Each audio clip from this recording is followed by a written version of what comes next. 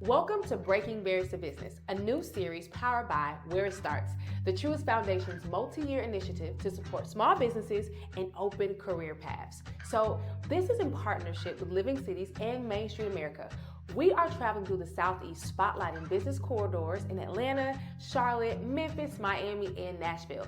Along the way, we'll meet inspiring entrepreneurs and discover how these cities and these corridors are expanding wealth-building opportunities for business owners. So join us as we break down barriers to business success and build a more inclusive future for all. Today, we're in Nashville, where we will be meeting with our local government city leaders, small business owners, and business-serving organizations who are shaping the communities that they live in.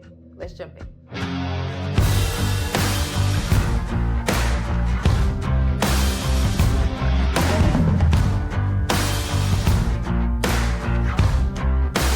So you can ask around anywhere, right, around Nashville, and you can ask anyone about Nashville 10 years ago, 20 years ago.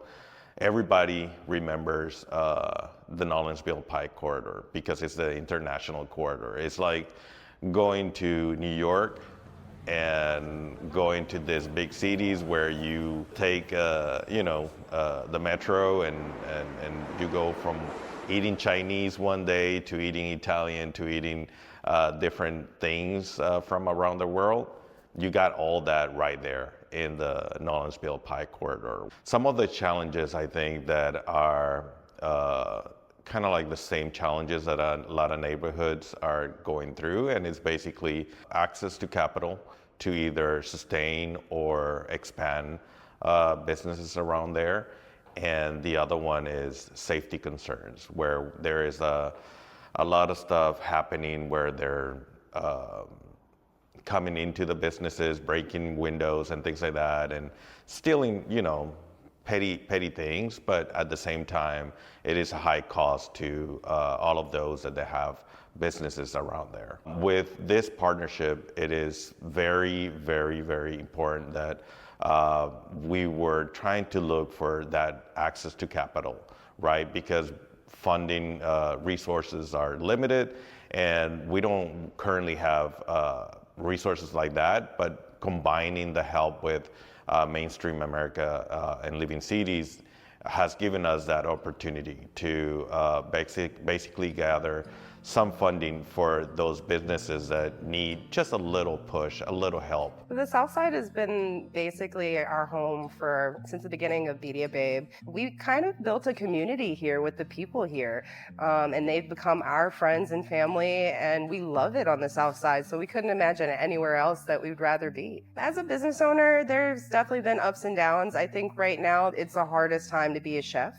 It's the hardest time to be in the food and beverage industry in general. So we have to be crafty on ways to entertain people, give them a good reason to come out of their houses and spend their good earned money, because every penny counts right now. I wanted to always say how much gratitude I've had being part of Conexion Americas and Casa Azafran as our start. They were our home, but also they were our support system. We love the small business grants and loans that the government has sent us, a few of them that Casa Azafran was able to share with us. The more of those, the merrier, because we are just making a paycheck here. We're not making ourselves rich. I am doing this to pay my rent, maybe put a little aside for retirement if I'm lucky. I'm not going to be a millionaire, so any bit of those financial help, really kind of gets us in a better place, especially with the economy being where it's at and our food just doubling our costs and our costs getting higher. Those little micro loans, those small business loans, those kind of little perks that help us keep going. Yeah, I think that's what I would love to see as an individual, as a citizen from here, from Nashville.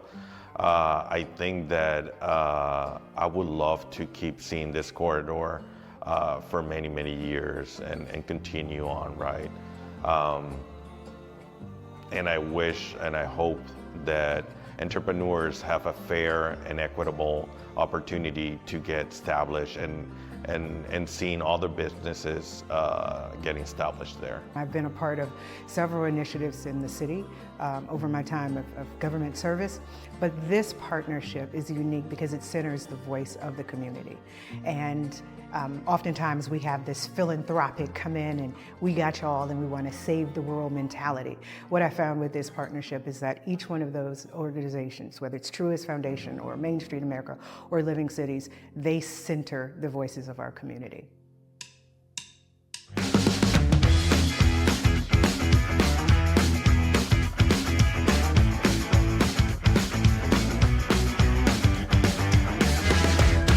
Bordeaux is very unique in the sense that it's probably one of the last areas in the city that has not had a lot of development.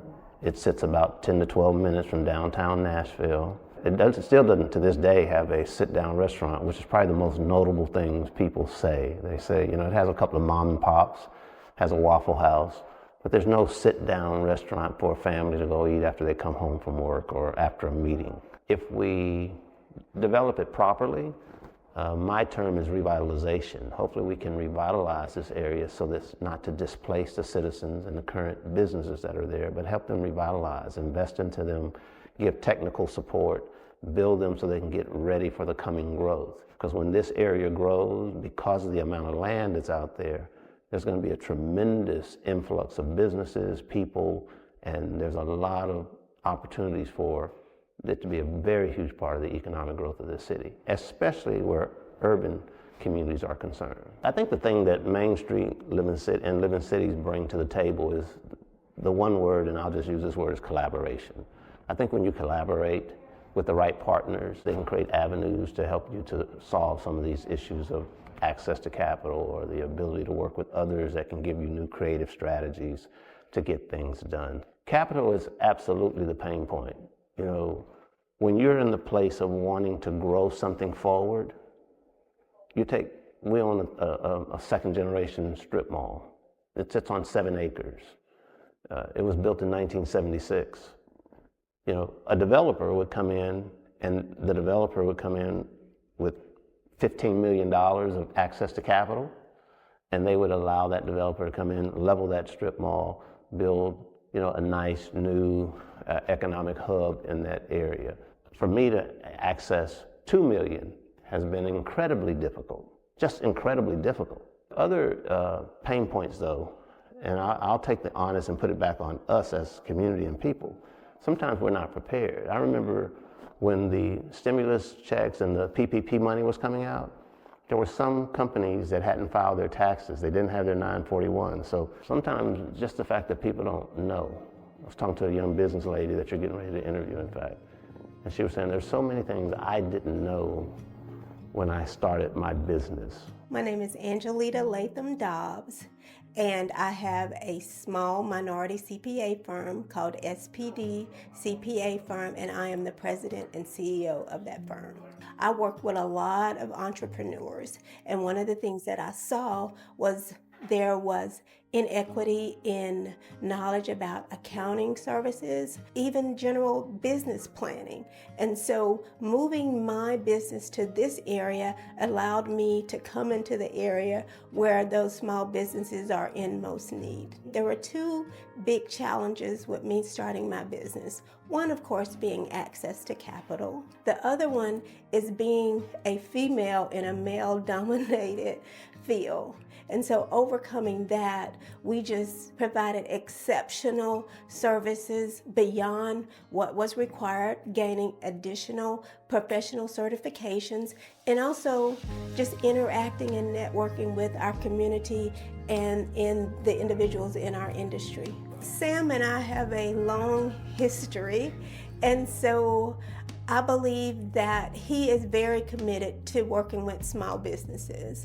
He has been one of my biggest advocates in terms of sending small businesses as well as individuals to my location. He's also helped by making sure that the atmosphere for working with a minority CPA firm is positive, and that always ensuring that I have the expertise, and his confidence in my ability has helped other small businesses say, hey, yes, I am confident that she can do the work just as any other majority CPA firm could. If you begin to help businesses truly structure themselves properly, where their accounting is in order, their bill payments and their technology is in order, and their marketing strategies are in order, it helps us to operate more professional businesses.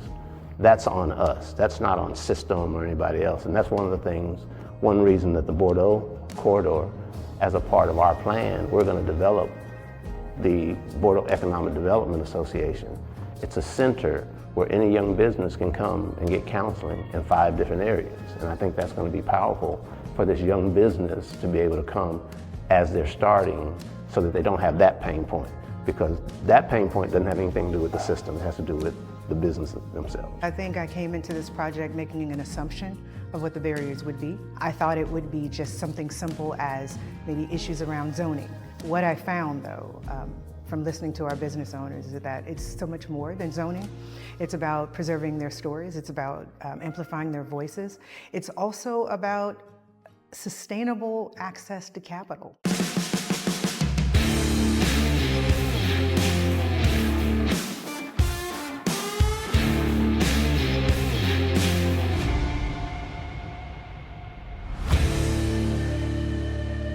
Jefferson, has played such an integral part in Black Nashville. Is really considered the heart and soul of Black Nashville, while Buchanan is a newer district that's coming along really close by, but newer businesses, a lot of walkability, more hipster vibe. But it's really unique how you can merge the two into something that serves so many Black people in Nashville. So it's really unique in that you can get the historical aspect of things on Jefferson, and then kind of the new hipster vibe in the Buchanan Arts District. So I think that's really unique to be able to see such different types of Black-owned businesses and Black families in one corridor. Our barriers are deep, so that our history and our narrative is amazing and iconic, and we're working to preserve it, but our barriers are still deep because we have gentrification that has stepped its foot in our door and stayed and never left. We have the issue of being outpriced because now we are kind of the last piece of the downtown corridor of downtown where people are grabbing land and buying land at prices that are just unattainable post-COVID and even during COVID. Most Black business owners that I work for are looking for empowerment. They're looking to be empowered. They're looking to serve their community. We have servant hearts. We're giving back, and we're creating jobs in our neighborhoods and our communities. I think over the last 5 years, it's kind of been this notion of helping Black folks or, supporting Black businesses, when it's really about empowerment. It's really about equitable opportunities for these businesses that have been historically underserved and under-resourced, and just giving opportunities to the businesses, not giving a handout. I grew up in Denver, Colorado, in an area called the Five Points. But I landed here in this area in North Nashville, in part because I felt the connection to being in Denver, being in Five Points area, because there was still a thriving Black community here when I moved here.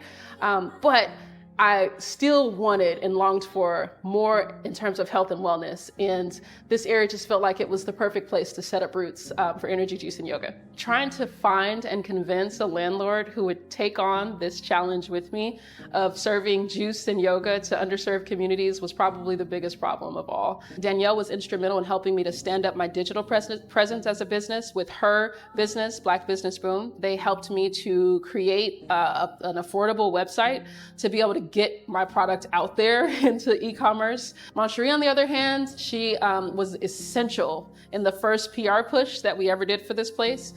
She attracted for us a lot of local attention as well as a lot of regional attention, but helped us to very truly define like the story behind energy. That message became so strong and so clear once I partnered with Moncherie for that. What I would love to see though is that energy goes beyond our brick and mortar and that we can digitize health and wellness for underserved communities. To go beyond the walls of energy, find our market outside of this space and make sure that we're continuing to deliver on sustainable health and wellness for more than just North Nashville. Having the national support of Main Streets and Living Cities has just been amazing, opening again our eyes to the funding opportunities that are available and the different types of projects that us in this corridor and the other corridors in the city can really work together to impact change here. Culture is a part of the new ROI.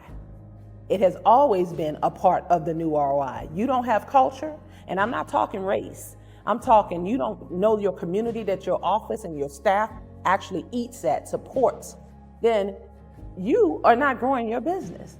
Your return on investment will dwindle. So understand this, investing in cultural corridors, investing in urban districts is sustainability for the future of your business. Working with these both national entities and organizations, those partnerships have been key because they've given us a different perspective, particularly when we look at all 5 of the cities that we're trying to break down these barriers. And if I had to think locally, local partnerships, that's our other metro department agencies, those departments who are saying that we too acknowledge government and government's role and how people perceive us. And so we would like to be on board as well in figuring out how we can continue to unmask and unveil some of the barriers that we may not even know about. Breaking barriers to business allows people to grow their own American dream that we have sold everyone right where they live for their community and for their people. So I think giving people the proper information, that helps break barriers, because then they can go in with their eyes wide open. And then giving people the proper access to capital. I love the structure of the B3 initiative, where we had to not just the BSO making these decisions, but going out and having the surveys done by the businesses in the corridors so that we understand truly what their unique barriers are. We are the city of Nashville, and we all want what is best for Nashville.